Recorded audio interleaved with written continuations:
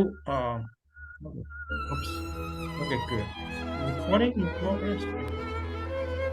Yeah, I'm recording it on my computer so we can upload a better version of it to YouTube later. Okay, it's good music.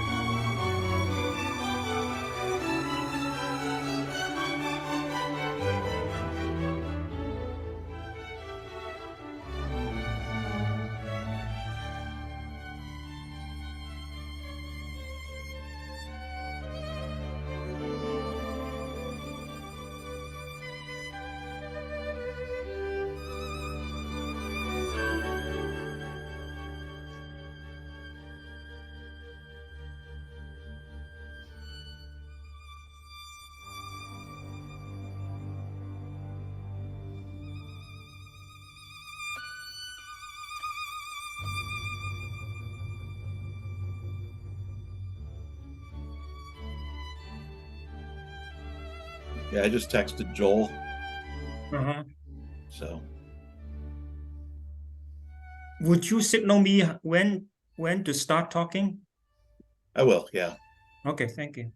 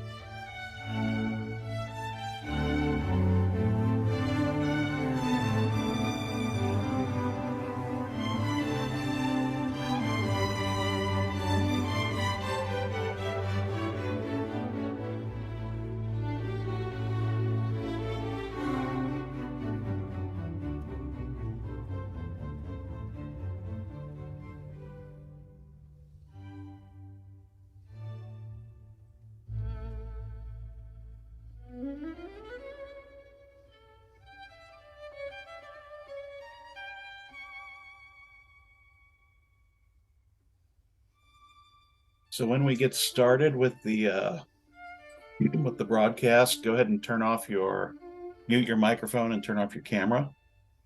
I'll turn off the camera. Okay. Yeah, that'll be after Hungay. That'll be after you do the welcome and all that. Okay. Should we mute it too? What's that? Should we mute it too? Yeah. Yeah. So during the interview, we should mute the Correct. the video and the camera. Yes, that's correct. Okay. Thank you. Let's give Joel a couple more minutes, and then we can. If he's not here, then we'll just start without him, I guess. Wow, Joe is very punctual. So yeah.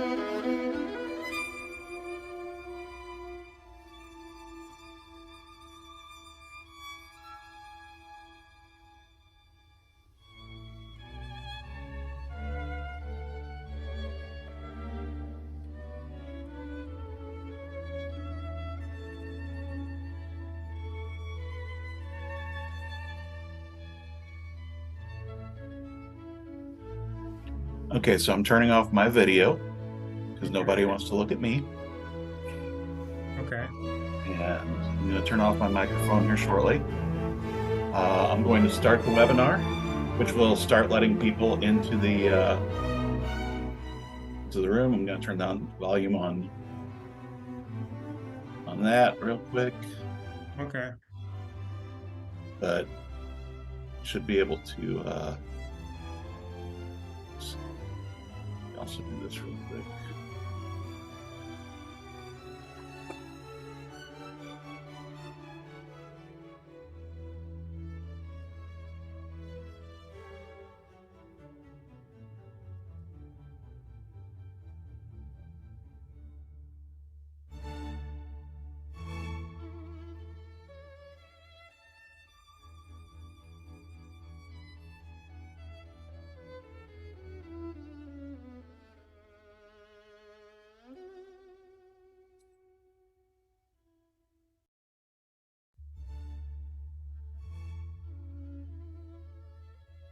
Okay.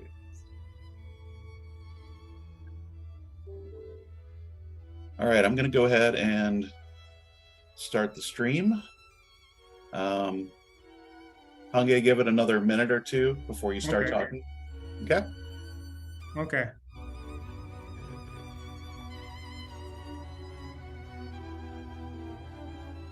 All right, I'm going to go ahead.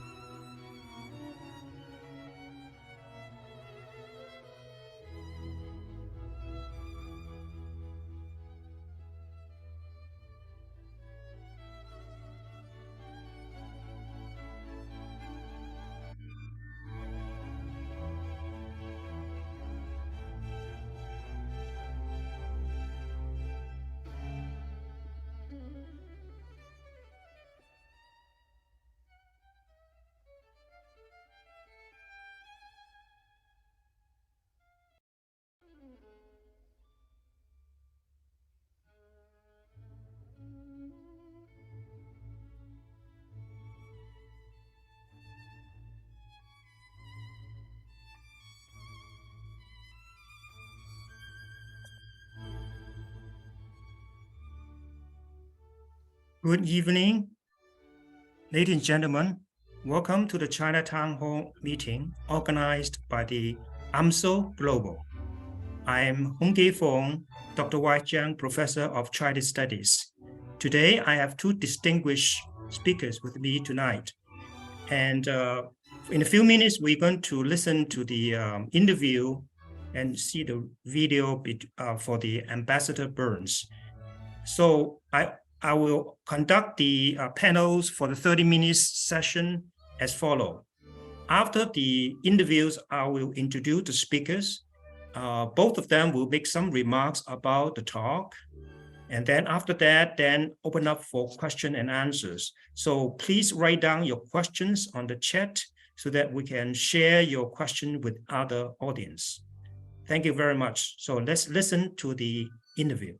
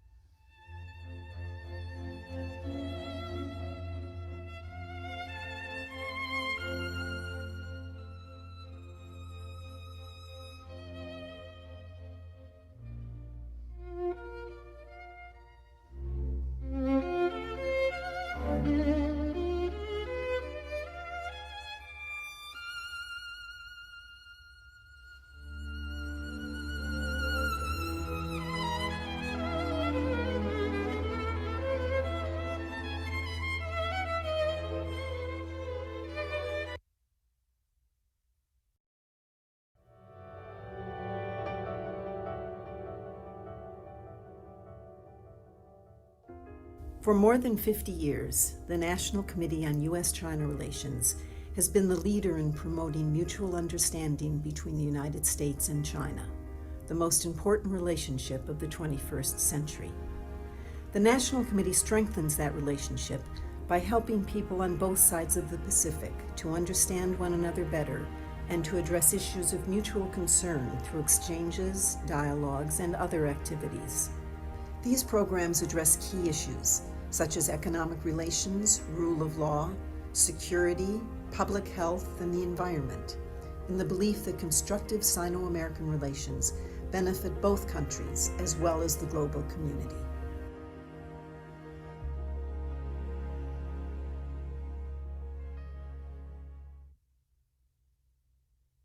I'm Steve Orlins, president of the National Committee on U.S.-China Relations, coming to you live from the Beijing American Center at U.S. Embassy, Beijing. And I'm pleased to welcome audiences from over 6 dozen venues throughout the United States, Canada, and China to our 17th annual Chinatown Hall.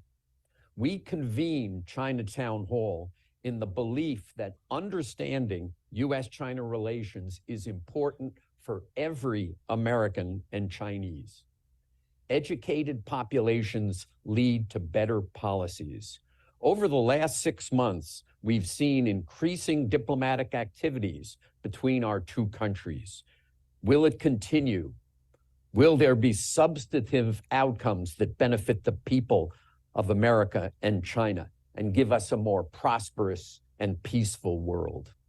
We are thrilled to have the U.S. Ambassador to China, Nicholas Burns, with us to discuss the current state of U.S.-China relations and answer your questions. Ambassador Burns has had a storied career in American diplomacy, serving 6 U.S. presidents and 9 secretaries of state. He was ambassador to NATO and ambassador to Greece and on the National Security Council working on Russia and Ukraine. He was confirmed by the Senate in December 2021. His experience and time here in Beijing make him the perfect person to talk with us. I'd like to thank our speakers and partners across the United States and China for hosting this event. Thank you also to the Star Foundation for its continued generosity in funding Chinatown Hall. Finally, thank you to our National Committee staff for working so hard to coordinate this nationwide event. To participate in the conversation on Twitter, I guess now called X, use the hashtag CTH2023. You can also scan the QR code on the bottom of the screen to ask a question to Ambassador Burns. We will address your questions at the end. Please note that today's discussion is live from Beijing, so if we briefly lose connectivity, sit tight. We'll come back live as quickly as possible. Let me begin with a question to Ambassador Burns, which is on everybody's mind, which is the effect of the massacre by Hamas of Israeli Americans and other civilians in Israel, and what the effect of that is on U.S.-China relations. Well, Steve, thank you, and good morning and good evening to all of you in the United States and Canada and elsewhere. It's a real pleasure for me to be with Steve Orlins, someone I respect very much, and to be with the National Committee. Your organization is so important. If you think of the lifeblood of this relationship, Steve, for half a century, your organization stands out. So I'm happy to be here. Obviously, the brutal, I would say evil, Hamas attacks on Israel, the state of Israel, and all Israelis this past week has been the topic of the day here in China. I just hosted Senator Chuck Schumer, Senator Mike Crapo, and 4 other U.S. senators here at the first congressional delegation we've had here in 4+ years. And that was really a dominant issue in the meetings that they had with President Xi Jinping, with Foreign Minister Wang Yi, with the chairman of the National People's Congress, Zhao Leji, and others. And it had to be. And Senator Schumer and I raised this with the Chinese leadership. Senator Schumer said, in fact, from this room, when we gave our press conference the other night, he had been disappointed by the initial reaction of the government here in China, which was very neutral and very flat and did not at all express any sensitivity to the loss of life. And he raised that directly, Senator Schumer did, with President Xi and Foreign Minister Wang Yi. The Chinese subsequently issued a new statement where they did say that they were very sympathetic to the loss of life in Israel and, of course, did not support terrorism. And I think it is a larger question too, Steve. China has taken on, I think by its own admission, a bigger role in the Middle East. They have tried to broker some kind of rapprochement between Saudi Arabia and Iran. They say they want a two-state solution. You have to be effective. You have to stand for something. And Senator Schumer did point out, Majority Leader Schumer, several times publicly during the trip, Hamas does not accept the two-state solution. Hamas does not accept the state of Israel. Hamas is, by its very creed, wants to destroy the state of Israel and kill Israelis. What's been different about this war over the last 5 or 6 days has been the brutality by Hamas, killing children, babies, killing grandmothers, killing civilians. It's horrifying. And so the other night when I had a reception at our ambassador's house, my wife and I's house here in Beijing, I invited Irit Ben Abba, the Israeli ambassador to China. And in a very public way, we were in a public platform with all the senators and myself standing behind her. She bore witness to what had happened in Israel. Every Israeli knows someone who's been killed or affected or wounded. It was extremely powerful.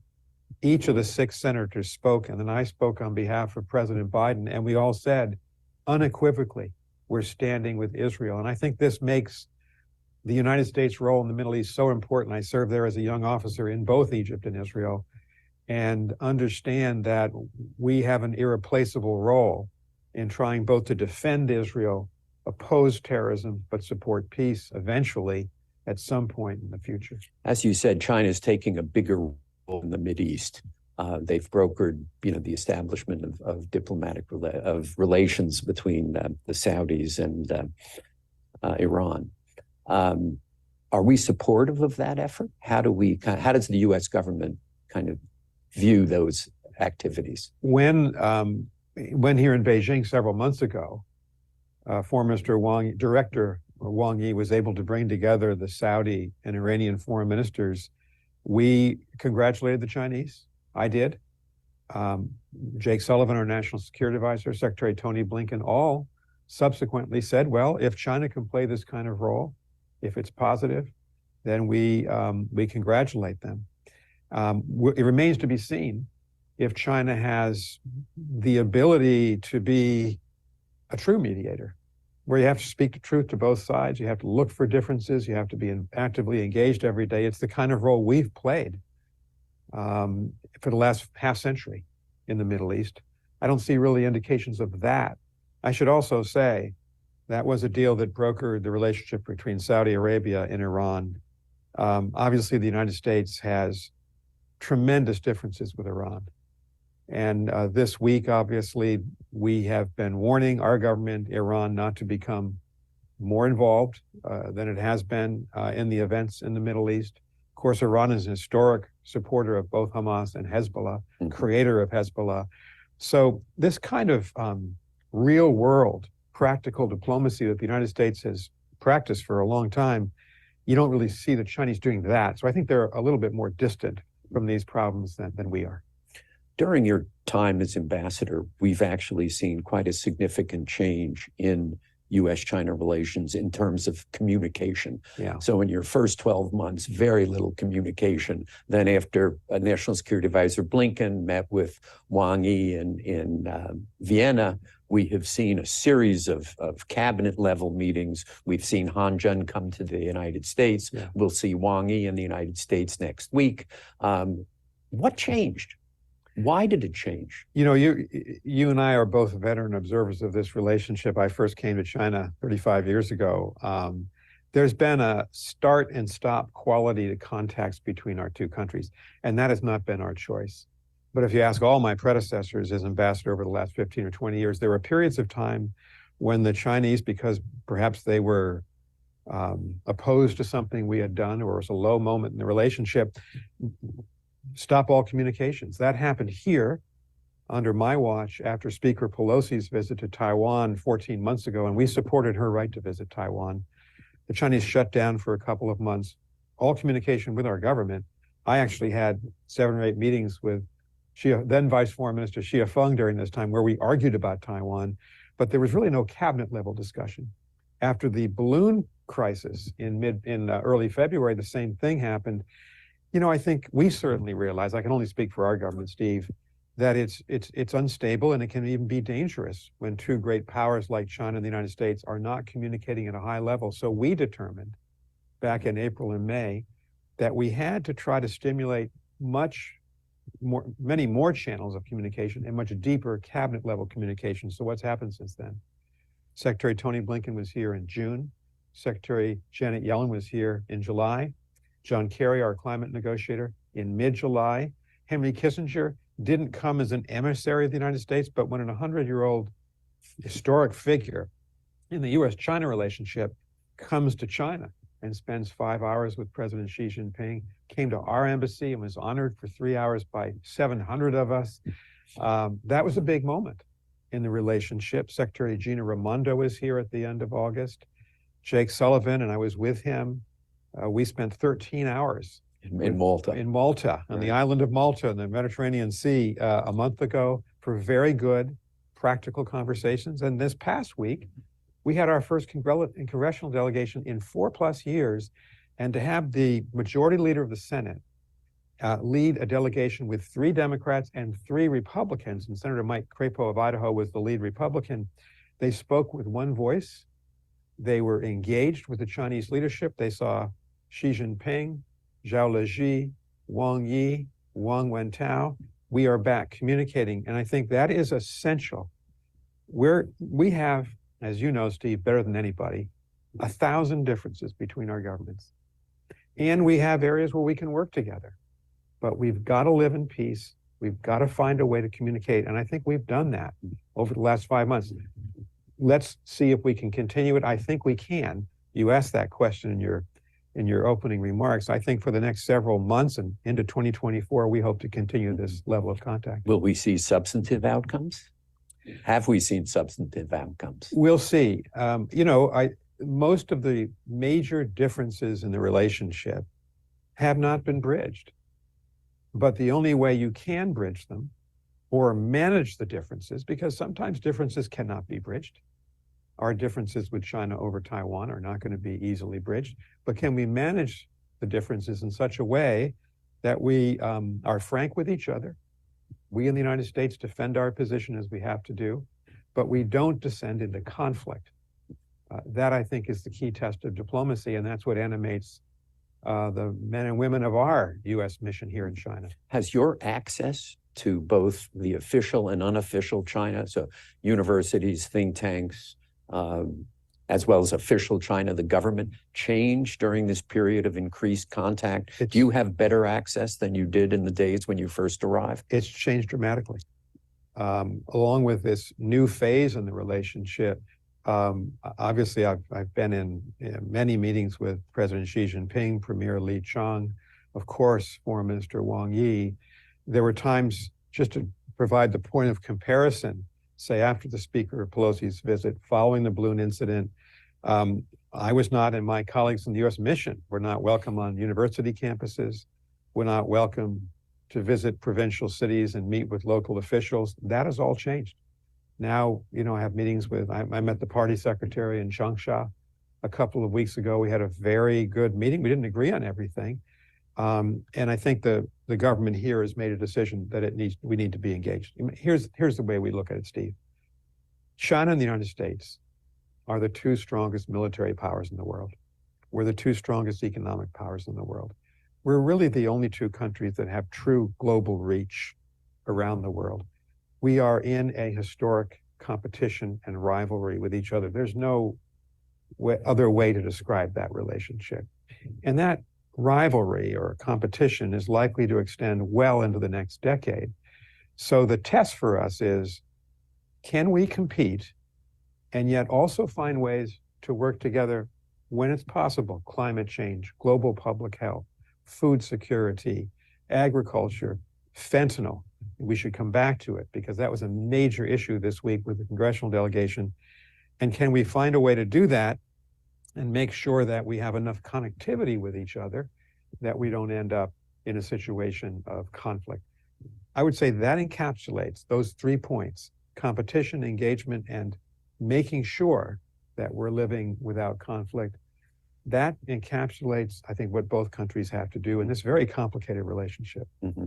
We've sanctioned, I saw in the press conference that you and the senators had after the visit that there was a lot of talk about fentanyl, which obviously is killing enormous numbers of Americans. Yeah. The Chinese say that one of the problems is we have sanctioned those in the Ministry of Public Security that need to deal with these issues. Is there some conversation about how this can go forward? We're trying to work our way through this problem. The diplomatic problem is that the Chinese refuse, as of now, to have a sustained conversation with us for how we can work to prevent Chinese companies from exporting precursor chemicals to the drug cartels in Mexico. And 90% of the precursor chemicals that the drug cartels use come from China, Chinese companies. How can we prevent that from happening? The government here has a lot of authority. It can exercise that authority. They do complain that we've sanctioned, the United States sanctioned the Institute of Forensic Science, which is one of the labs in the Ministry of Public Security, but that was for reasons having to do with human rights violations in Xinjiang, nothing to do with narcotics. And here's how we've communicated this problem and how the senators did as well. We understand that fentanyl is the largest cause of death of Americans 18 to 49. It is a true social and public health crisis in the United States. We understand that we have a responsibility as Americans to deal with that problem of demand at home. China has a responsibility to stop the flow of precursor chemicals to the drug cartels. We've got to work on this together. I as you know, Senator Schumer spoke about this publicly, as did I this week. And we said that we had raised this with President Xi Jinping at some length and in some degree of detail, as well as the other leaders. We're going to keep doing that. I do think the government here understands we have to talk, but here's the diplomatic conundrum. How do we do that? Under what conditions? And I can tell you I'm working, my staff and I, my colleagues, very hard on that. Great. We're going to go to questions from the audience, but let me just ask the question that's on a lot of people's mind is will President Biden meet with President Xi on the sidelines of the APEC meeting in mid-November? Well, President Biden has spoken several times publicly over the last several months saying he hopes that there will at some point be a meeting with President Xi Jinping, but no such meeting has yet been worked out. So, you know, I think we talked before about the continuum of here. We've seen a lot of American cabinet secretaries come here. We've had Wang Wentao, the very able commerce minister, in Washington in the spring. I do think there'll be other Chinese ministerial visits to Washington. We'll see about a head of state meeting. That's for the White House to announce when that's set up. Yeah, I have to say your plea in Washington to have senators and congressmen come. They actually came, and the Chinese government could hear directly from the Congress was really remarkably successful. That really, I don't know if people appreciate what a hard hill that was to climb. You know, Steve, this might be, for your audience, because your audience is so well informed. You and I have talked about this personally. Yes. We had not had a Secretary of State and a Secretary of Treasury and a Secretary of Commerce come to this city, Beijing, in 5 years. We hadn't had a single member of Congress here in 4 years. This has been just a strange situation where we've actually, our people-to-people contacts have been decoupled at the official level and the unofficial level. So we are determined to keep this level of contact going. And I hope that more members of Congress will come. I started working with Senator Schumer on this visit that happened this week in June, back in DC. My one piece of advice, which I think the members have accepted, is please, partisan delegations, show the Chinese people and government that we are united back home, the two parties, and I think they are, on the larger policy that we're trying to pursue. Yeah, it's a great accomplishment. But the purpose of Chinatown Hall is to allow audiences to kind of ask you directly some questions. So our first question comes from Zoe Zhang, who's at the University of Rochester. So Zoe, ask your question. Thank you for an amazing address, Ambassador Burns. My question is, as we look ahead, how do you perceive as the pivotal domains of cooperation and contentions in the U.S.-China relations? And how could academics and researchers play a role in fostering a deeper comprehension of these dynamics? Thank you. Thank you very much, and thanks very much. You're at a great university in New York State, one of our greatest. So thank you for your question. You know, I do think that citizens can play, who are not part of the government either in China and the United States, can play a big role. Steve and I were just talking about a decoupling, of, if you will, not of our economies, we're not in favor of that, but of our official contacts. That is definitely true of the citizen contacts. I'll give you some data points. Tourism, Chinese tourism in the United States, American tourism to China has plummeted. One data point, in 2019, there were 1.2 million Chinese tourists in Los Angeles alone. And I think last year, 160,000. Second data point, we have now roughly 300,000 Chinese students in the United States. Our embassy and consulates here have just granted over 90,000 student visas, so that to Chinese students. So that number is going to go up. But as recently as 2015, we had about 15,000 American students here in China. We now have, we think, about 350. So one of our major priorities is to try to reconnect the citizens of China and the United States, students, NGO, academic leaders, members of Congress, because that's the ballast in the relationship for the short term. And getting young Americans over here to do what Steve Orleans did as a young man, come over here, learn Mandarin, understand the Chinese people and culture and history, become a lifelong expert, so that 20 or 30 years from now, our university professors, our university presidents, and our secretaries of state and ambassadors have had some experience in this country.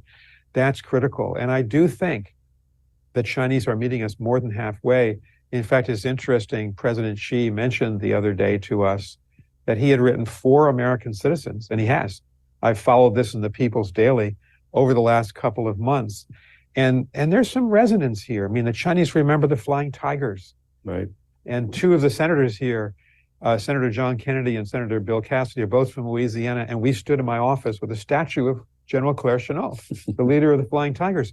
And that gets a big reception, Steve, on Chinese social media when you do that. So I think we as Americans, whatever we think of the U.S.-China relationship, whether we are, wherever we are in the spectrum and what party Americans are in, we've got to commit to a long-term relationship with China on the people-to-people level. Yeah.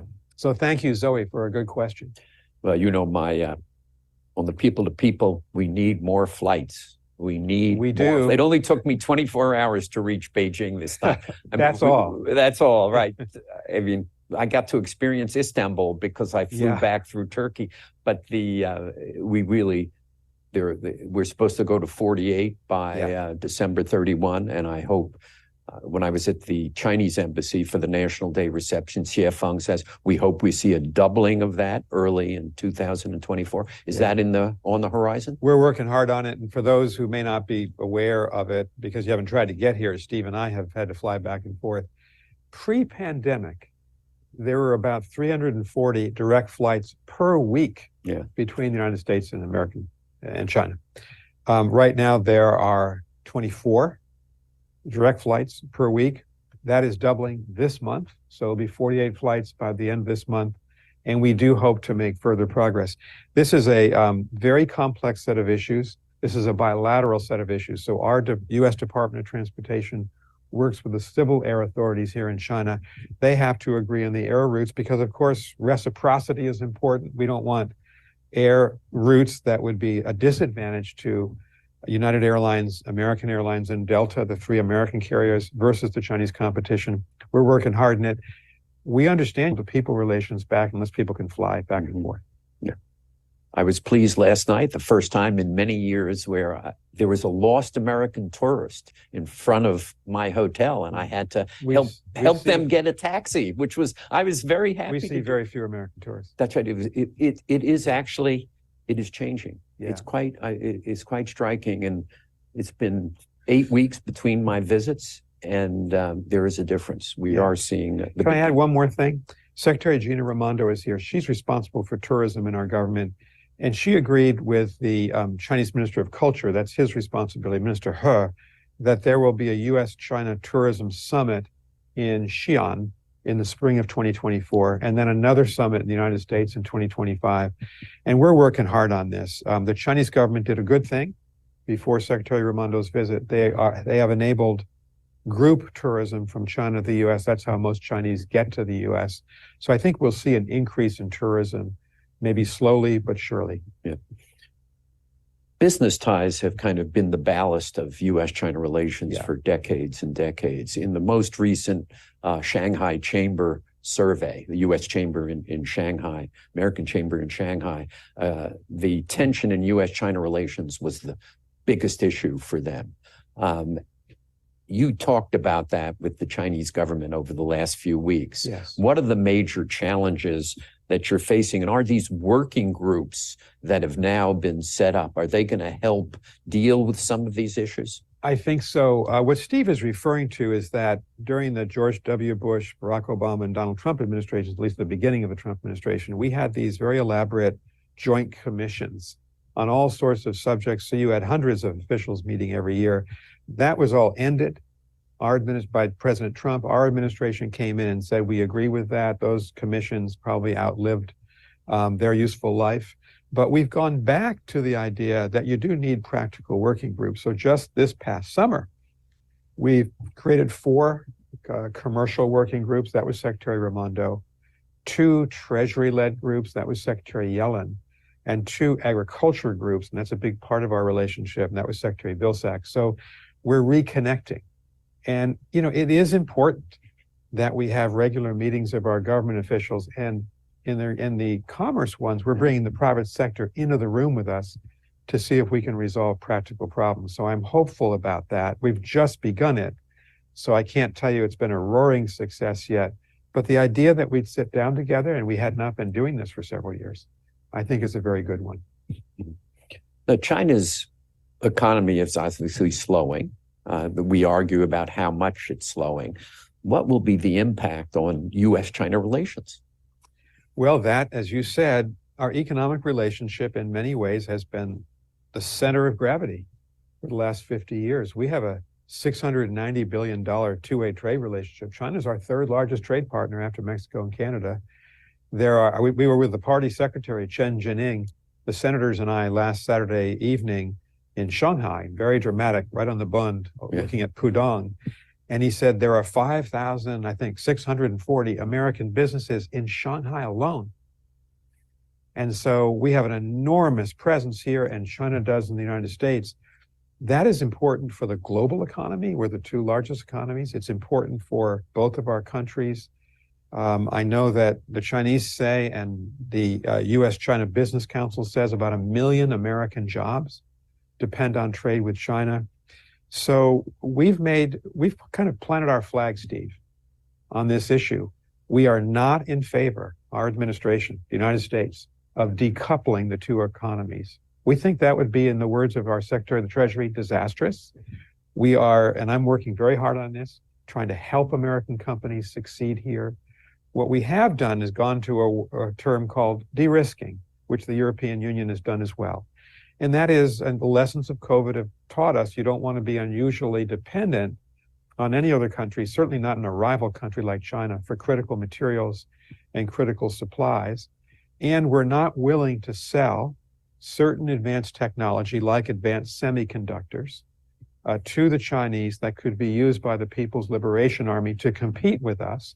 And so we have shut down that trade, and we take that very seriously, and that is non-negotiable.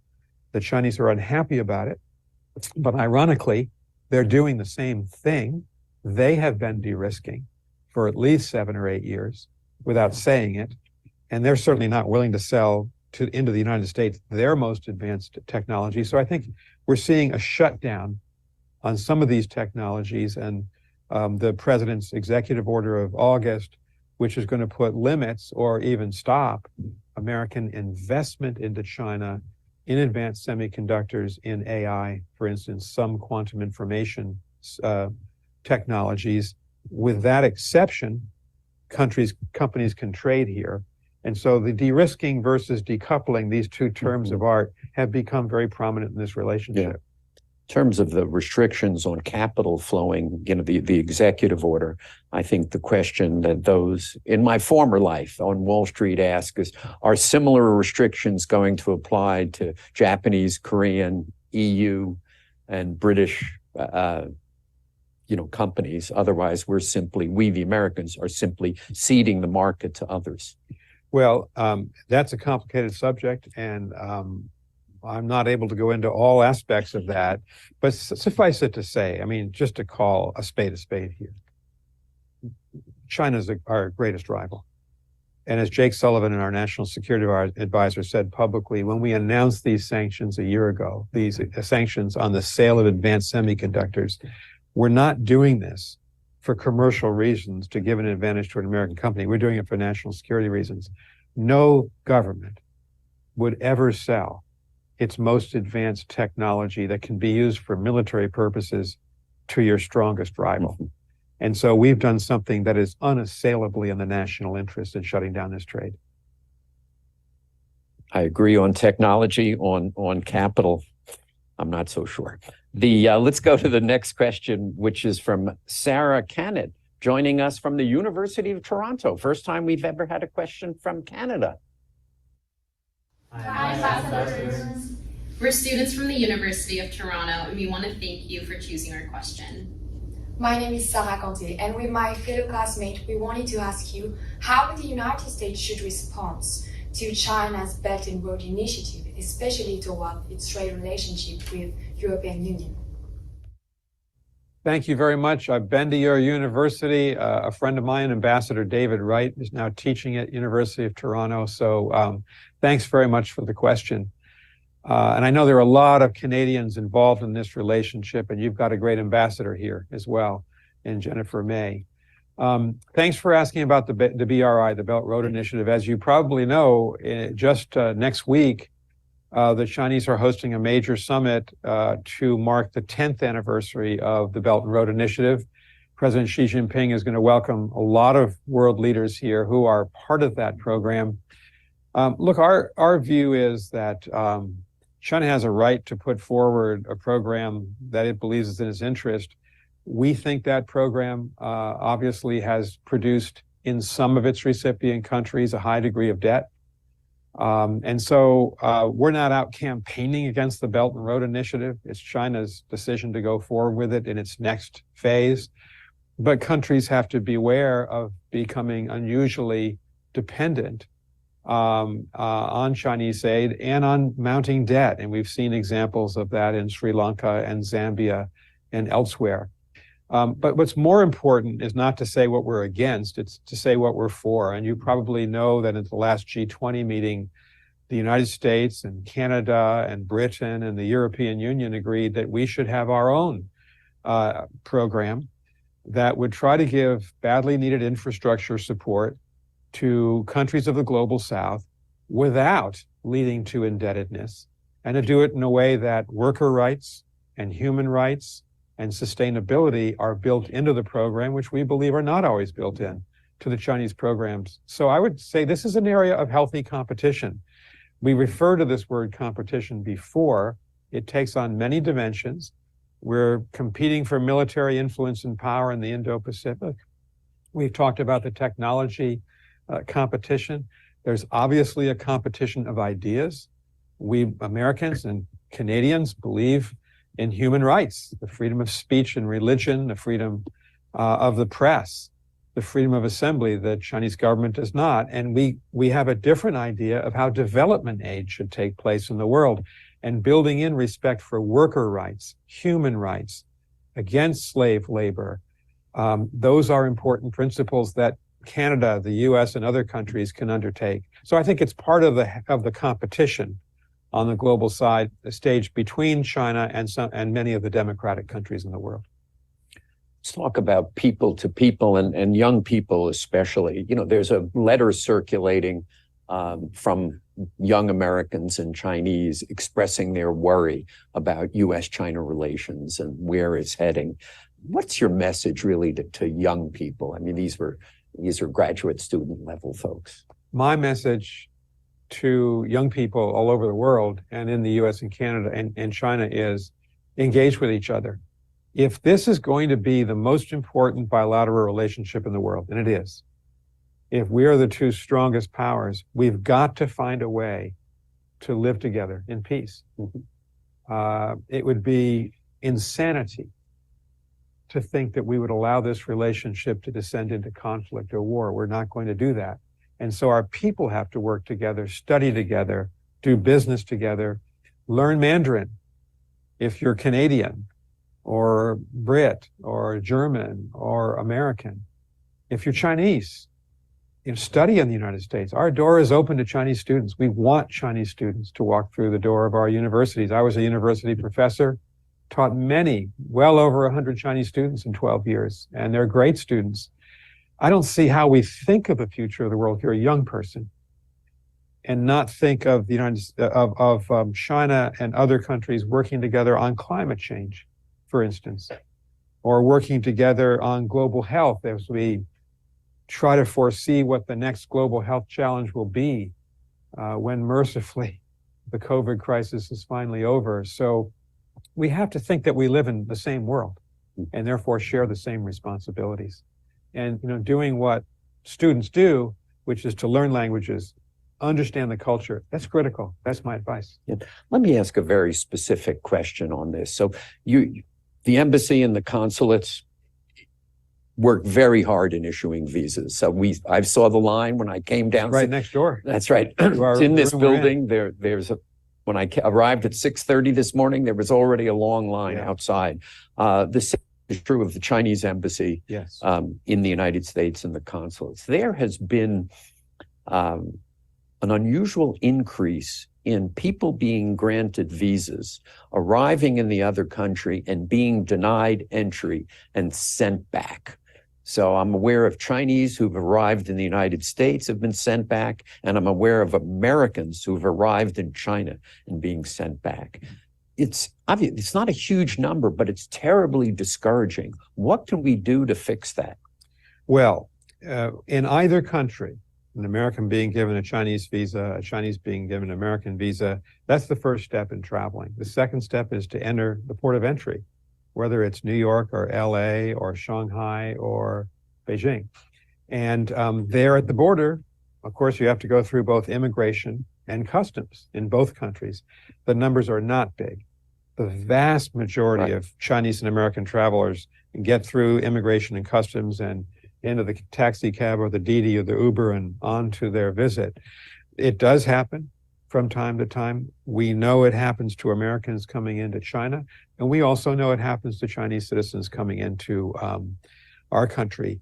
The last thing I will do is question the responsibilities. I will not question the responsibilities of the very brave civil servants in our Border Patrol. Their responsibility is to defend the United States, to keep out of the United States people who should not be in the country. So I don't want to question them. All I do want to say is these are practical problems. There are some cases where the Chinese government or our government might say, well, that shouldn't have happened. It won't happen again. But I think it's a problem we're going to have to deal with, given the lack of trust in the relationship, given the level of competition. The one thing that President Biden has been clear about just in the last couple of days is, we firmly reject anti-Asian violence or sentiment in the United States. And he and Secretary Blinken have spoken out against this multiple times. We just had a terrible incident happen in San Francisco at the Chinese consulate, where an individual who I don't know if he has been identified yet because he was killed in the process, crashed his car right into the consulate window. We take very seriously our responsibilities to protect the Chinese diplomatic establishments in the United States. And I can tell you, I believe the Chinese also take seriously their responsibility to protect our embassy here, the building that we're in, our consulates in Shenyang, Wuhan, Shanghai, and Guangzhou. Yeah. While the numbers are very small, it has an outsized effect on kind of the perception of Chinese going to the United States and Americans coming to China. Even if it's only 5 people a year, it gets blown way out of proportion and really has a very negative effect. And Steve, excuse me. Yeah. Please proceed. Go ahead. I just wanted to say, we also live in a rumors. I hear from countless Chinese. I've been traveling all around the country here the last 10 months. And I hear from all sorts of people in South China, in East China, in Central China, you're not giving out visas. And I'll say, we just gave out 90,000 visas. This is the rumor mill. Yeah. Or you're mistreating people in New York or LA at the point of entry. And I say, but 99% of the Chinese travelers go through. So I think, you have to kind of hit back at rumors when they become, when they distort the reality that exists in the relationship. Yeah. I think you should, would you kind of address the Chinese people on these issues? So if one of the state-owned medias wants to interview you and give you the opportunity to kind of talk about that, because I think you're right. I'm constantly saying that's not true. That's not true. Because it's better if it comes from Nick Burns than Steve Orleans. Well, I wish we lived in the world where I could sit down in front of Chinese CCTV and say what I wanted to and not have that edited or distorted by the state-controlled press. I mean, the reality is when you deal with the state-controlled press here, they often will completely fail to report any kind of constructive criticism, and they'll only report when you say something positive. That's not true of Chinese diplomats in the United States. They can write op-eds in the Washington Post, which nobody edits. And that's part of the problem we face here. But we have millions of followers on Chinese social media of our embassy accounts. And we try to get our point of view across. We do have censorship. We are subjected to censorship here, Steve, and it's part and parcel of the relationship. I think I would be so happy to be able to sit on a CCTV set like this and not be edited or distorted. We should move in that direction. I think it's actually the Chinese should move in that direction. Yes, of course. And we should engage with the Chinese in terms of talking about that. Next question from Shaylin Martinez from Long Island University, where my father taught. Wow. Hello, my name is Shaylin Martinez. Yes. I'm a junior at LIU. Majoring in criminal justice. I am honored to have been selected to represent LIU's Roosevelt School today. Ambassador Burns, what advice would you give to current undergraduate students who are not international relation majors, but have strong global interests and how to best learn about China and then contribute to positive US and China relations as future global leaders? Thank you. Thank you, Shaylin, and all best to everybody at LIU. It's a really good question. You don't have to be an international relations major to prepare yourself for professional success and, frankly, our responsibility as citizens for the extraordinarily complicated world that we live in. And I guess my advice would be this. If you're a criminal justice major, and that's such an important major for our world today, take the time, if you can, to learn a foreign language. If it's possible to take a summer or a semester from LIU and come over and study at NYU Shanghai or Johns Hopkins in Nanjing or at Schwarzman College in Tsinghua or at Duke in Kunshan, just north of Shanghai, I think it'll pay off because it's very important for Americans to see China, this enormous country, this extraordinary 5,000-year-old culture, to appreciate the dynamics here. And I'd say that I give the same advice to students at Nanjing University or Fudan University. I'm going to be at the university in Dalian, northeast of here next week, and I'll give that advice. Americans and Chinese need to meet each other at a young age to understand there's a human connection there.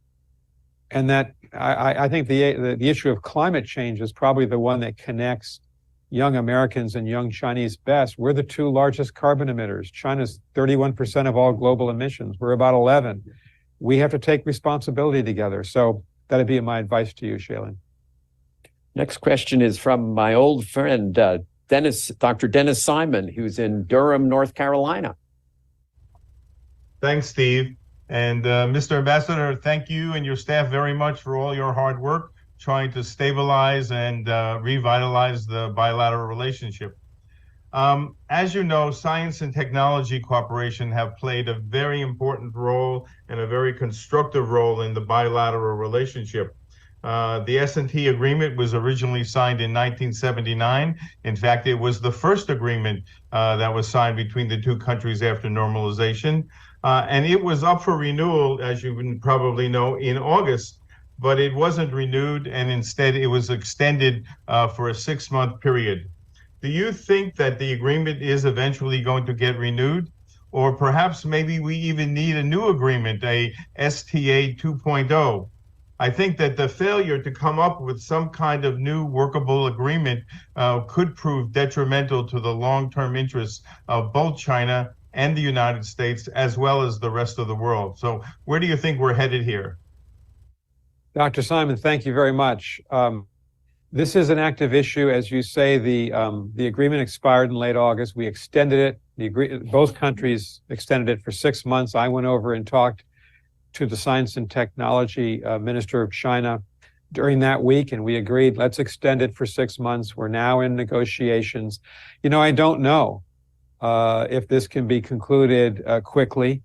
Obviously, technology has become one of the key competitive points in our relationship. If you think, and you know this very well, you think about artificial intelligence, machine learning, quantum information systems, biotechnology, there's a commercial competition there, but some of these technologies are being militarized. Our most profound responsibility is to keep our most advanced technology out of the hands of the People's Liberation Army here. That's the kind of thing we're shutting down. So that's one of the issues, just one, but an important one in these negotiations. And I think this agreement certainly needs to be modernized and brought up to date, given the rapid pace of technological transformation between our two societies.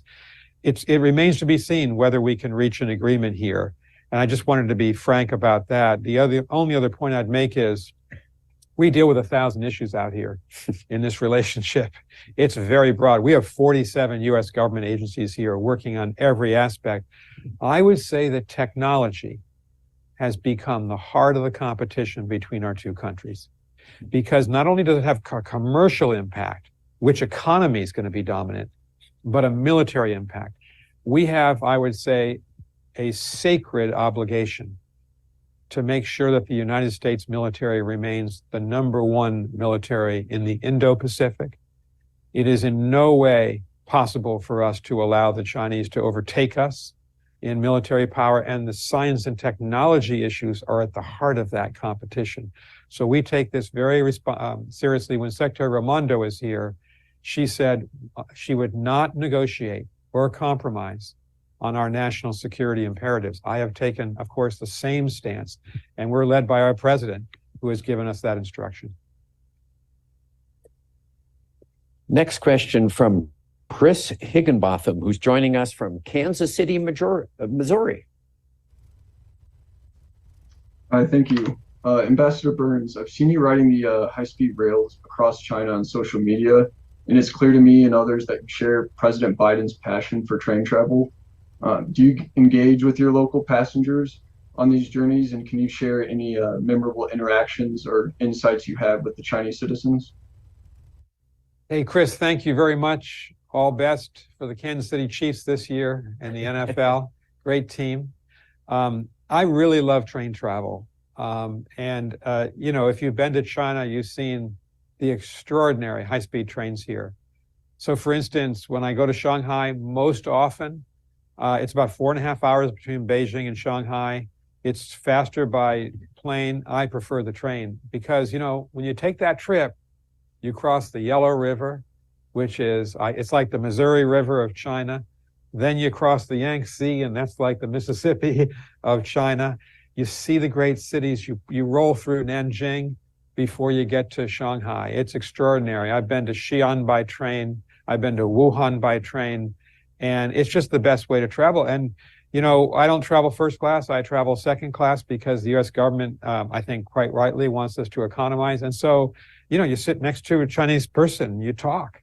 You walk up and down the aisle and you say hello to people, and I told Steve, I'm desperately trying to learn Mandarin.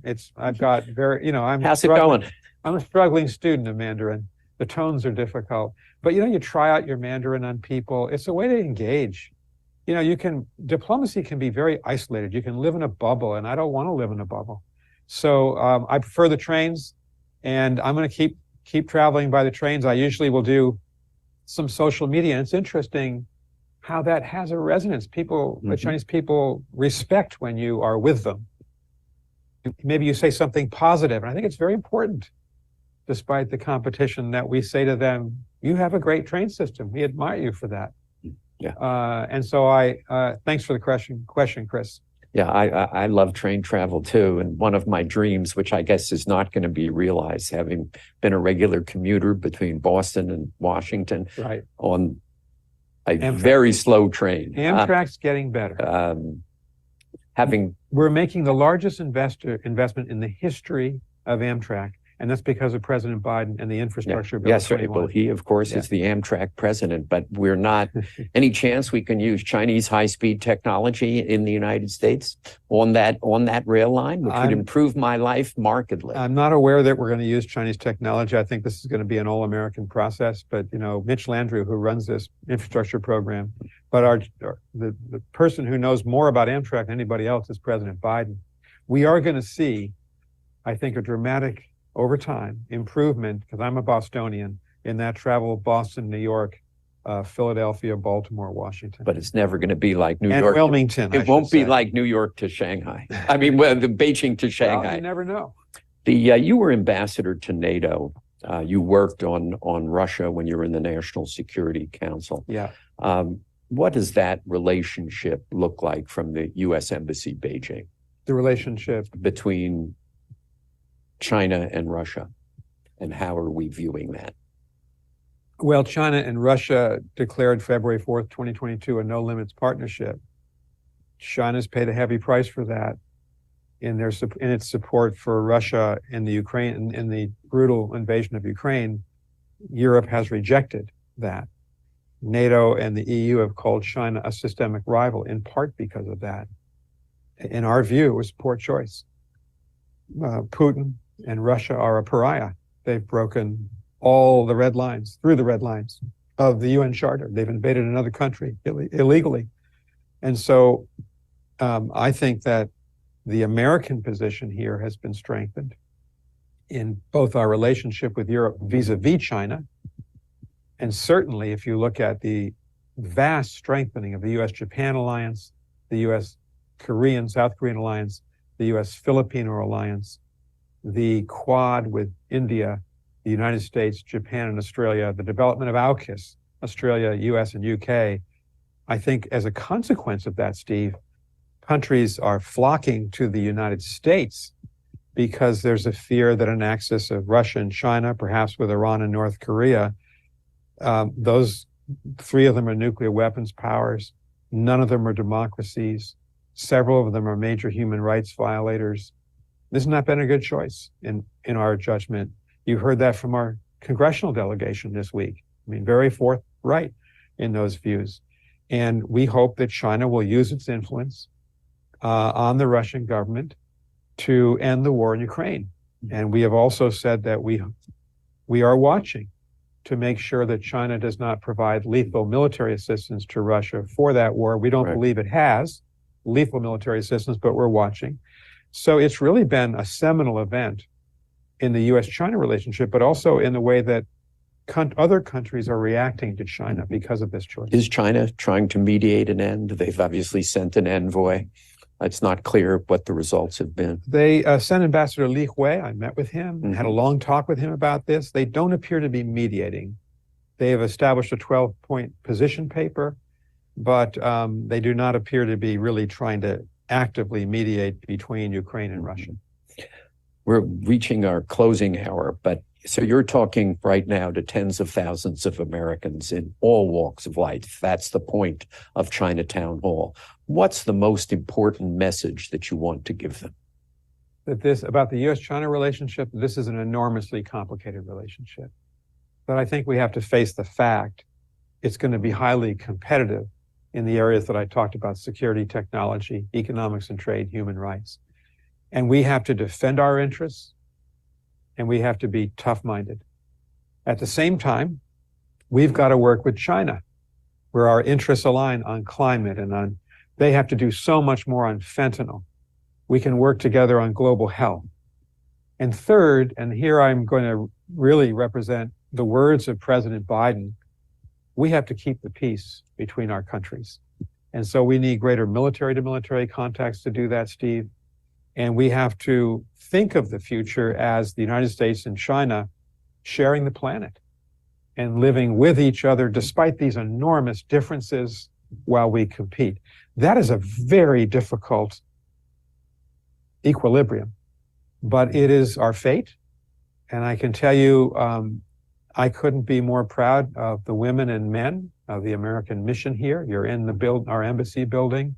We have a top-notch group of people. We are dedicated to representing our country. And, you know, some days we get up and think, we've got a lot of headaches here and roadblocks, but most other days we get up and say, as public servants, would we be anywhere else at this time in the U.S.-China relationship to represent our great country? So we're going to keep at it. And I would hope that the National Committee would, all of you out there, would visit China, learn the language, and try to build more bridges between our societies. Let me pay tribute to Steve, the National Committee. You're the big organization that tries to connect us. We need you. I know you'll keep doing it, and I want to praise you for that. Well, this hour certainly has confirmed why you have had such a storied diplomatic career. It was just an incredibly informative hour. I thank you all for joining us in China, in Canada, and in the United States. And I thank Ambassador Burns and his staff for making this such a successful hour. Thank you so much. Thank you, Steve. Pleasure. Thanks, everybody.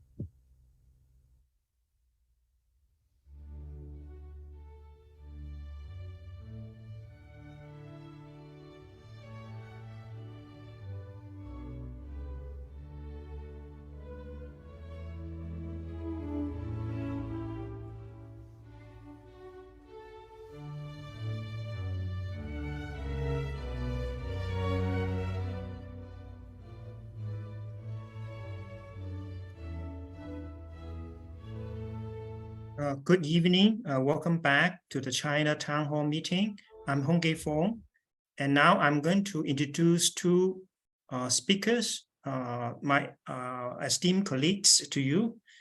First, Dr. Joe Glassman is the Director Emeritus of the Office of International Studies and Program. Now we call it UMSL Global. We changed the name. And Joe, when Joe was the director, he recruited me to this position. So thank you, Joe. And during his tenure, Joe served as the president of the Nanjing St. Louis Sister City Committee for 25 years. So as you know, that Joe had really contributed a lot to the Chinese community in town. And Joe got his doctoral degree in the Department of Political Science at University of Michigan, and he's an expert in the U.S.-China relationship, particularly in political relationship and educational relationship between the two countries. Joe also have a long-term interest, research interest in economic relationship with U.S. and Pacific Rim countries. So I'm very happy to have Joe to serve on this committee. I'm grateful for Joe. Thank you, Joe. My second colleague is Gayan Zhang. Gayan is my colleague in the Department of Finance, and she's the Distinguished Professor of Finance and Finance Board Fellow at UMSL. And Gayan got his master degree from Fudan University and got his PhD from UC Irvine. Gayan has a distinguished finance career. He published many top-tier articles, and he's a very prolific writer. He published in Journal of Finance, Journal of Finance Economics, and many other top-tier journals. So I'm very, and Gayan just returned from China, so I think she has some update for us. And so I'm very happy that Gayen can serve on this panel. So since I already introduced the speakers, Joe, would you like to take the lead and give some remarks about the interview? Well, I was very impressed by Ambassador Burns, and I have to say that the United States, we are very fortunate to have him as our ambassador in China. He is both diplomatic and very articulate, and I think he sees the situation quite clearly. I don't agree with everything he said, but I think for the most part, he gives us a fairly accurate picture of the state of relations between our two countries. But I've been looking at China, studying China, interested in China long enough to remember when the most important word in the relationship was friendship. That's clearly not true. And I listened very closely to the ambassador, and he didn't use the word friendship once, but he used the word competition a whole lot of times. And that may be a more accurate representation of where we are today. But competition isn't an all bad thing as long as the two sides find a way, find methods, strategies for managing the competition or the inevitable conflict that comes out of competition. And that's not clear that we have fully realized our ability to manage that competition. I think we're starting to work on it. I think both sides are starting to work on it. And I would say the last 3 or 4 months have looked better than the 12 months before that. That didn't look very encouraging. And it looked like the competition was going to edge into conflict, and the conflict was going to become open and seriously problematic. So I would have to say I share the ambassador's sense that things are getting better, that the two sides are working hard at managing the competition between us. What I think is not entirely clear to me is if the United States fully accepts the reality that a more engaged China, a China that is in fact a major power, I don't want to use the word great power because that's a politically loaded term, but they are certainly a major power, and the ambassador was very happy to acknowledge that. Whether China wants to accept all of the responsibilities of a major power. I think they're having a little bit of difficulty growing into that role. China still pursues a foreign policy that puts only China at the center, and they are not very eager to accept responsibilities for global issues that don't benefit China directly. So we'll have to see if China can make the transition from a country that is in fact a major power to a country that's able to accept responsibilities for global conflict resolution, even when it's not in China's interest. I thought the story that the ambassador told us about their meetings with the recent delegation of American senators was very instructive, that their initial response to this very unfortunate development in Israel and the Gaza Strip was kind of muted. They didn't feel like they needed or wanted to say anything about it. They didn't want to offend. They didn't want to take sides. They wanted to stand aside. Well, I think this is the kind of situation that a major power puts her foot in and accepts some responsibility for A, what happened, and B, finding a solution to that problem. Now, that's a little bit of criticism for China, that China needs to grow beyond just wanting the privileges of a major power to assume the responsibilities of a major power. But the next step in that is the United States really ready to accept China as a major power? Are we prepared to allow China to play the role that she clearly has grown into? I thought the story about the U.S. response to China's negotiating a reduction in conflict between Iran and Saudi Arabia was a very instructive story. And it was good to hear the ambassador say what we heard about in the Western press, was that the United States appreciated China's efforts to improve the relationship between two countries that clearly don't get along, and who potential conflict between Saudi Arabia and Iran would not be in the interests of world peace. So again, I think this is a good example of China playing a constructive role internationally, and the United States standing back and saying, yes, that's a good thing. We're glad that you did that, rather than trying to find fault with China's actions in that case. So I would say perhaps both sides are growing into a relationship that will be based on competition, possibly even conflict, but where China assumes the responsibilities of being a major power, and the US stands back and allows China to play that role. Let me stop here and allow Guyan to make the next set of comments. Yeah, thank you, Joe. Very insightful comments. So I feel very extremely, I think Ambassador Burns has sent a very positive message on the U.S.-Chinese relationship after several years of this tension. So I think currently it seems that the U.S. is taking a more practical view and would like to engage more dialogues with China. So I think that's moving in a great direction, and they're trying to stabilize and revitalize the relationship with China.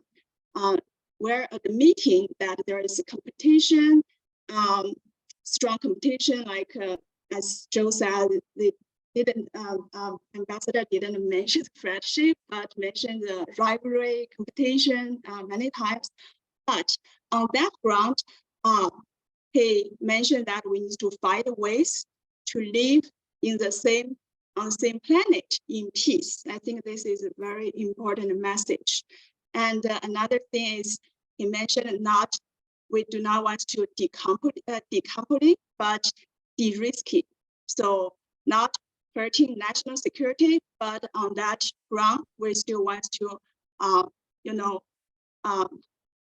find the benefits from the mutual benefits for both countries, both sides, because as he said, there are 1,000 differences, but there's so many, ground that we can benefit each other in terms of the trade, investment, the culture interactions,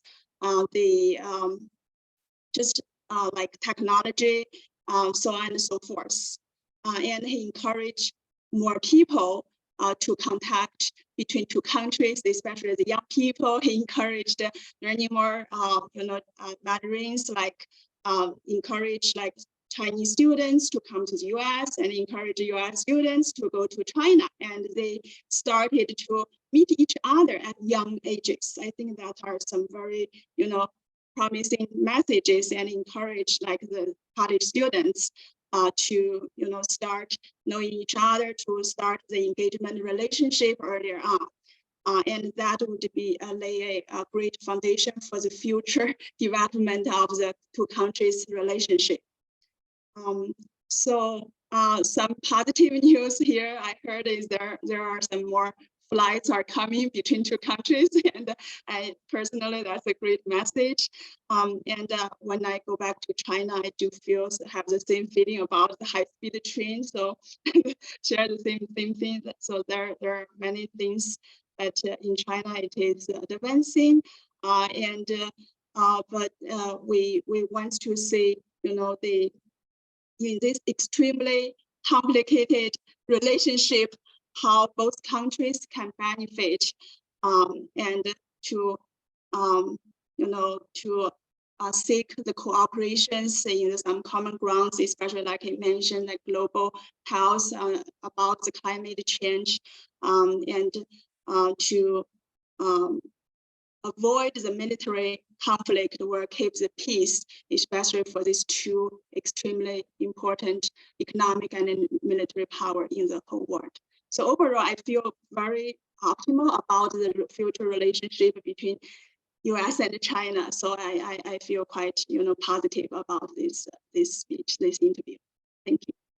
Okay, thank you, Guyan. Thank you, Joe and Guyan, for the interesting remarks. And I was happy to learn that Ambassador welcomed Chinese students to study in the US because we really need Chinese students to come here, especially UMSL. We need more Chinese students. And also happy to learn that the relations is warming up between US and China. And but no, what particularly issue is the decoupling of the business relationship between US and China to de-risking. But one thing I read from ambassador's remarks is that certain area that administration does not want to yield. For example, you talk about the Science Technology Act agreement that only relax for a few months and then it's not clear whether it will continue to extend. So it seems to me that US have a position that to stand firm on certain area, particularly in technology area, but other area can be negotiable. So that's my reading of the interviews. But overall, I think is a positive development between the two countries. So so that's a good thing. That's the good beginning. So let's do you have any other remarks too? I mean, before we open up for the Well, maybe we should take questions because some people have been listening for a long time. Sure. Okay, let's look at some question. We have several questions. Joe, can you open up, and Guyan, can you open up your chat file to see? I thought there's some. Okay. Well, as trans. Okay. Wow. Okay. Okay. Bob, can you? Was John waiting for the? Okay. Okay. No, I don't see any questions. Yeah, panel, you're back on. I don't see any questions.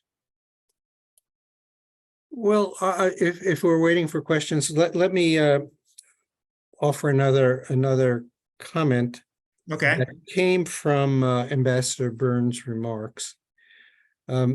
He said that our experience was that China seemed very reluctant to engage in much interaction during periods where they were unhappy with what the United States had done. For example, he cited former Speaker Pelosi's visit to Taiwan, which they understandably didn't like at all. And that led to a closing down of communications and interactions.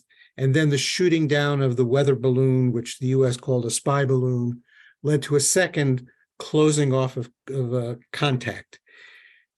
I think Ambassador Burns was saying, probably rightly, correctly, I should say, that China's response to disagreement is to punish the United States or punish its adversary by refusing to communicate with them. I'll have to think more if that's an accurate description of China's behavior, but clearly in those two cases, that's what happened. The US took an action that China didn't like, and China, instead of arguing about it, discussing it, hopefully reaching some kind of better understanding about why those actions took place, cut off communication. That's not a very helpful strategy because it's very clear that this relationship, since it's now based on competition, which inevitably leads to conflict, is going to require more continuous engagement. And I think the strategy of saying we're going to punish you by not talking to you because you've taken an action that we don't like is not going to be helpful. Now, I don't know how representative this is of the Chinese government or how long-term this is a behavior for the Chinese government, but it clearly sounds like a serious problem long-term in the relationship, because clearly there are going to be many times when the two sides don't agree.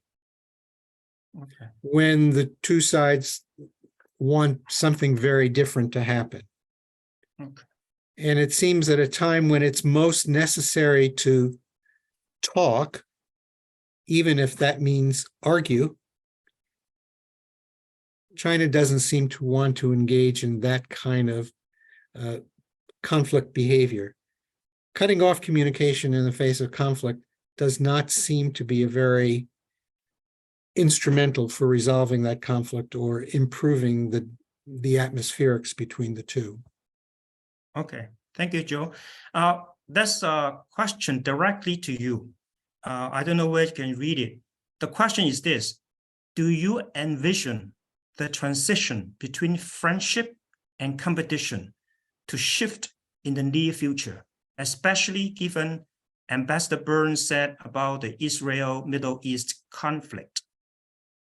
No, I think this notion that we're no longer friends, but rather competitors has been built into the relationship, I'll say, by both sides. And I think both sides see the future that way. And I think the challenge is not to go back to a pretend friendship relationship, but to rather develop the skills and talents of managing the conflict, managing the competition. So I think friendship was in the past, competition is in the present, probably in the future. And what we have to hope is that both countries will have the motivation to manage the conflict in the most constructive way possible.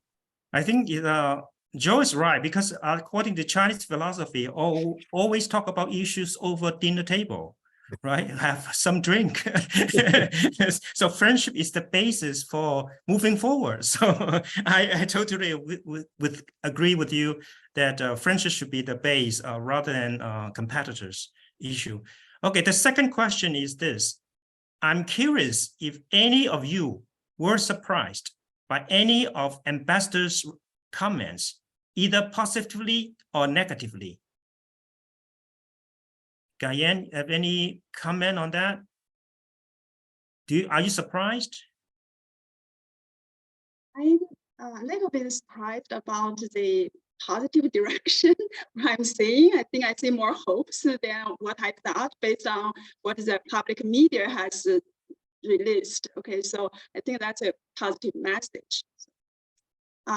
Since I just went back to China for spend 2 months in China, so many things I think I'm quite familiar with what is going on in China. And I think it's pretty much in alignment with what Ambassador described. For example, on the economic side, there's some slowing in China economy. Also there is less communication, less tourists from US or from other countries to China. And similarly from China to the US, because when I came back from the China entering into the airport, I see so few foreigners standing in the line to come into the US border. So that's kind of disappointing. And I think he quoted some the very important numbers about students, how many students are now and compared to with the students before, and how many tourists are now and how many flights are now compared to before. That are really, the numbers, tells the truth. So. Yeah, I think overall his message is very positive beyond kind of my, Yeah, thank you, Gayen. I think the increasing flight frequency is a positive step, but still too limited. I mean, for the time being. I mean, we talk about 1,000 flights. Now we talk about 2-digit. Yeah, 24 flights a week. Did I hear that correctly? Is 24 flights a week now? Non-stop flights between the US and China? Yeah. That's amazing. 24. Well, it's before it was 350 flights a week. It used to be 350 and now it's 24. Right. Yeah. Well, that's basically, that tells you a lot. Fly the whole world to come to China, to go to China. Now, I haven't tried to purchase a ticket recently, but I was told that it's actually the demand is greater than the 24 flights that are now available, that it's difficult to purchase a ticket. Is that your experience? It is. It is very expensive. Well, And I didn't just mean expensive. It means there's more demand than there are seats available. So yes. I don't know what the demand really, if it was realized, what it would be, but that's pretty shocking to go from 350 to 24. Now, so most of that is because of COVID, isn't it? It's not because of politics. Both. Both? You would say both. Yeah.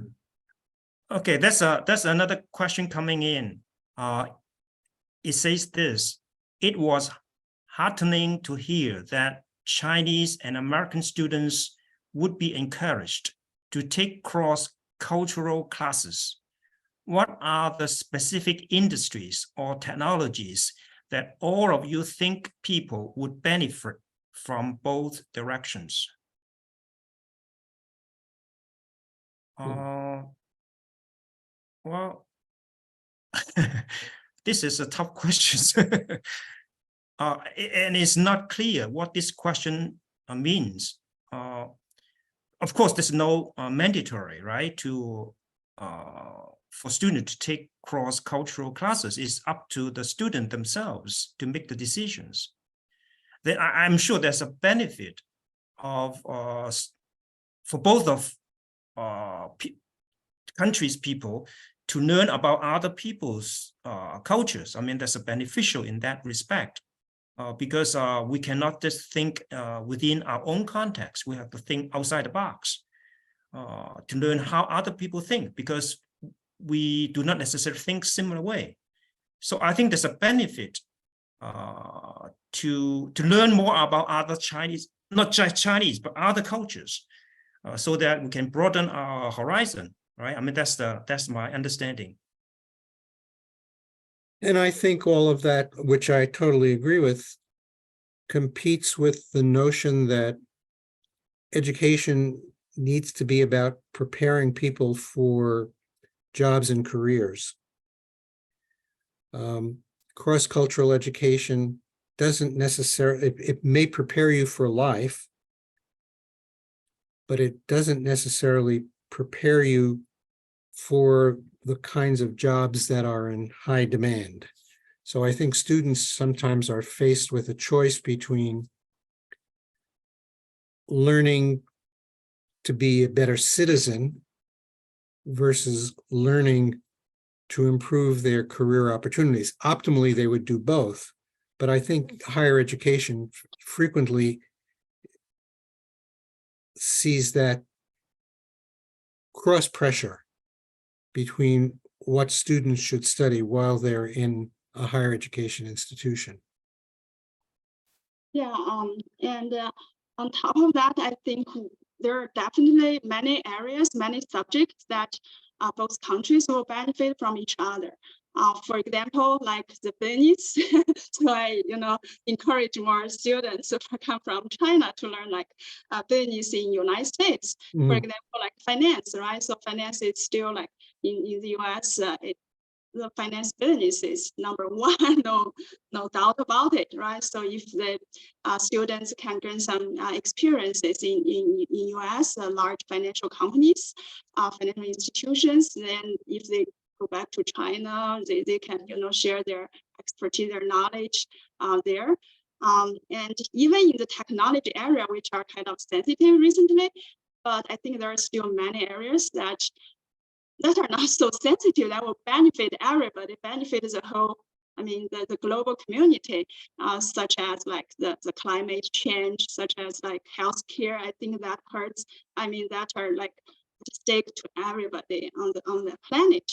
I think there are just so many areas that the technology and the knowledge advancement in both countries are like just progressing so fast that I think the mutual study will just benefit us, not hurting us. Like even like the scholars are doing research together, doing all these kind of international collaborations. We can see, the minds from both sides will contribute to advancement of people's knowledge, understanding, regulations, so on and so forth.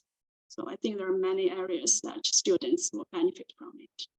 Okay, thank you. That's I think last question is, what is the story behind Chinese nationals crossing into the US through our southern border? That's the question. You hear anything? I mean, I don't know anything about that, so I yeah, to yeah, I didn't know it was even happening.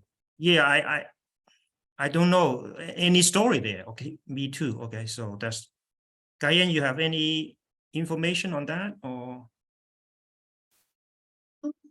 No, okay. If most sorry, we could not entertain this question, but there are other question here is, what are your thoughts about internationalization in general, even the increase in nationalization in the US and other countries around the world?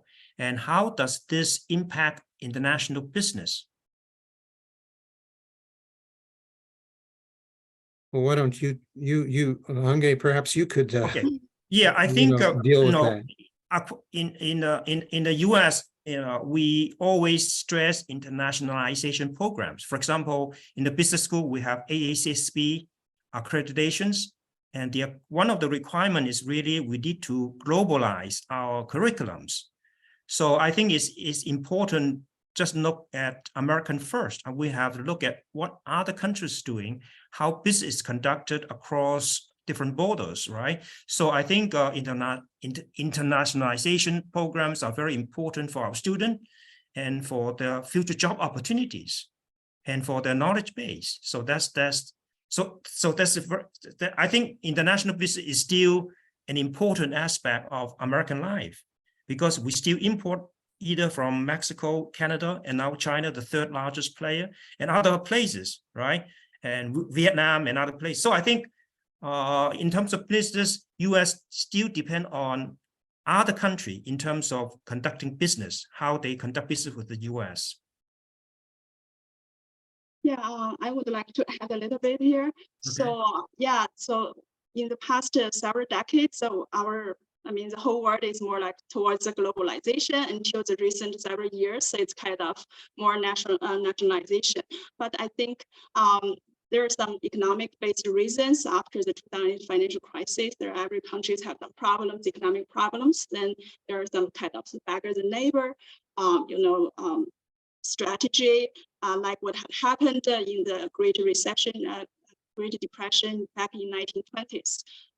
But I think after this round of strategic playing, I think countries started to realize, hopefully, that the country still needs to cooperate instead of just confrontation, right? So I think in the long term, I would say like international business will still continue, and that the countries will start to be more, recognize the importance of maintaining national security, like maintaining the K technology, but they need to still cooperate to move the economic, to increase the economic growth, to increase the employment, and to curb inflation. I think that is still needs international cooperation, like international business, to help each countries to do. Okay, that's another question I see on the screen. How can university partnerships be maintained successfully between US and China? I think, Joe, maybe you have some thought on that. I mean, I think this is a very serious issue, and China was very aggressive about forming partnerships with US universities, and US universities responded in kind, and that led to large population of Chinese students studying at US universities and a small but still important population of American students studying in China. The souring of the political relationship and COVID, those two factors together, have significantly reduced the numbers on both sides. And that does concern me. It concerns me that we are going to lose valuable connections with each other. And I think we have to work very hard to make sure we don't lose those connections, but not just university to university, but all kinds of institution to institution ties that grew up all over the US and China. I think this is a foundation for a peaceful relationship between the two countries. And I don't know anybody who thinks that there's a bright future for the US or China or the rest of the world if the United States and China can find ways to modulate or regulate or manage conflict. So I think universities, not by themselves, but universities along with many other institutions, have to play a serious role in helping to build those ties and maintain those ties and those contacts so that even when we do disagree, there's a way to communicate with each other, there's a way to reassure each other, there's a way to see each other in a positive light rather than in an adversarial light. So I think, universities in both countries need to work harder, or once again work harder. I do think that COVID played a very big role in this. This was not just a byproduct of rising political tensions between the two countries, but hopefully COVID is now in our rearview window, or is now a manageable illness that both countries have strategies to control. So I think we need to renew our efforts to build these ties or rebuild these ties where they existed. I think they were very positive, and I know I played a role in developing some of those relationships, and I think they added a lot to our university. And I would say, I think our university added a lot to the Chinese universities that we worked with.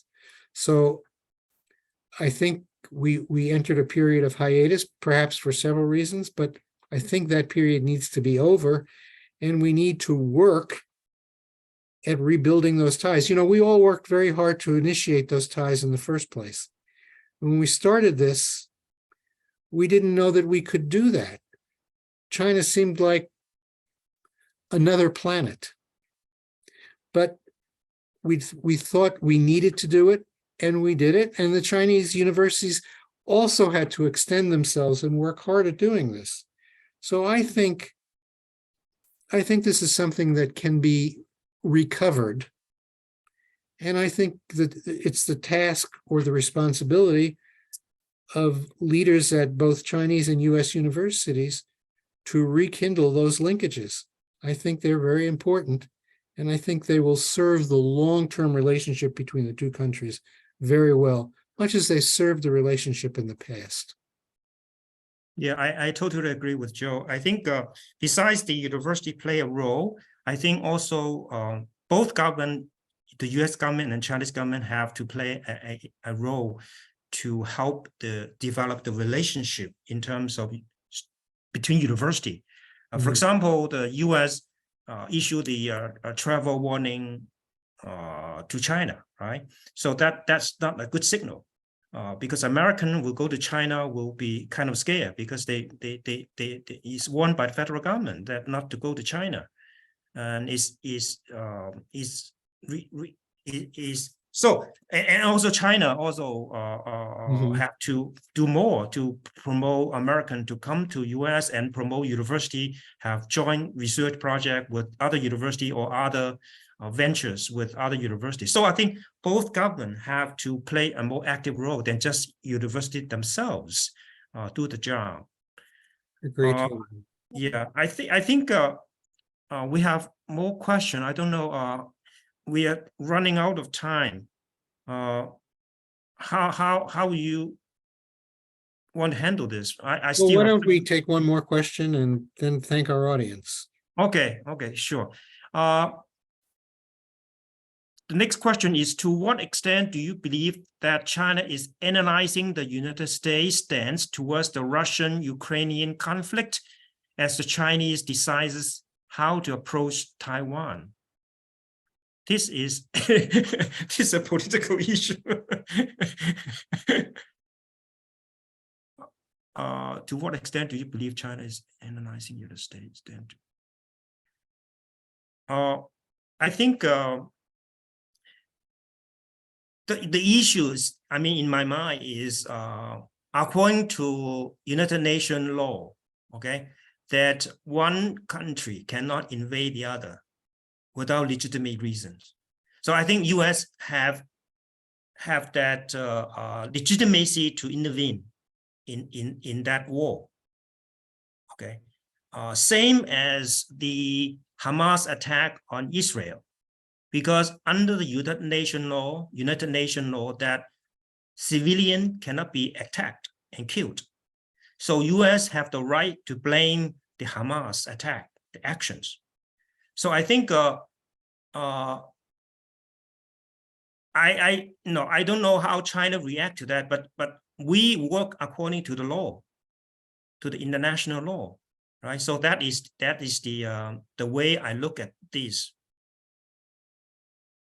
Well, I think that, China has long been a very strong advocate for international law because they saw themselves as a weaker country and that they wanted to be protected against the interference of other countries, mostly the United States, in their internal affairs.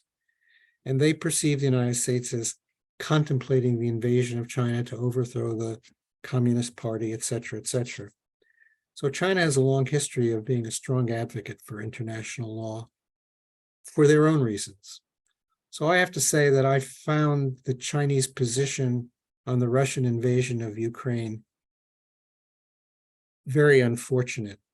And I think it's a betrayal of China's, not a betrayal of the United States or the Ukraine, but a betrayal of China's own identity as a country that has really stood up for the idea of the non-interference of other countries in the internal affairs of other countries.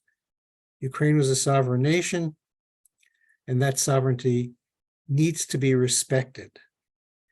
And I would say this is a case where Russia is 100% wrong and Ukraine is 100% right.